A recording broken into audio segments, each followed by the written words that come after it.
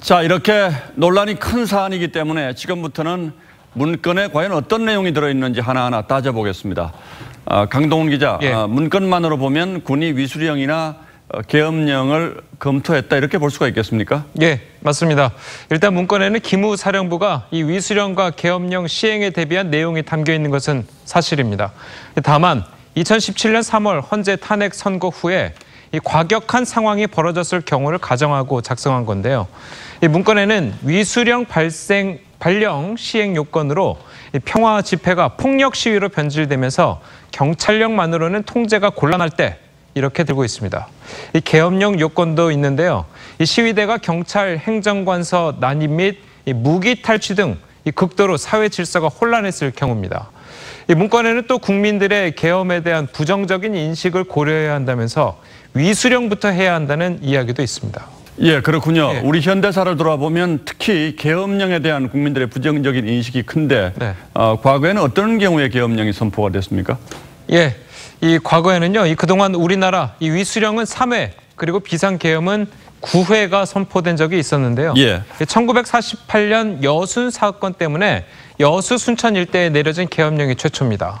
그리고 이후에는 4.19 혁명, 5.16 군사정변, 12.6 사건 등 이 한국 현대사의 변곡점마다 등장했습니다. 다시 문건 내용으로 돌아가 보면 예. 과연 촛불 집회만을 대상으로 한 것인가라는 것도 논란이 될 수가 있는데 문건에는 정확히 어떻게 되어 있습니까? 예, 문건에는 대상이 이 촛불 집회와 태극기 집회 양측 모두입니다.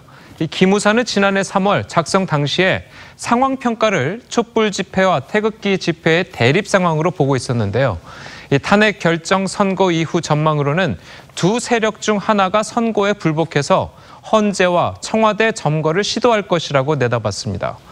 평화 시위가 폭력 시위로 변질될 거라고 예측을 한 거죠. 예. 거기다가 이 진보 진영을 종북이라고 표현하는 등 다소 치우친 시각을 드러내기도 했습니다.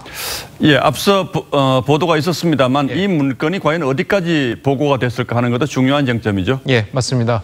예, 어쨌든 기무사가 이 국방부 직할 수사기관이니까 이 당시에 한민구 국방부 장관에게는 당연히 보고가 된 거고요.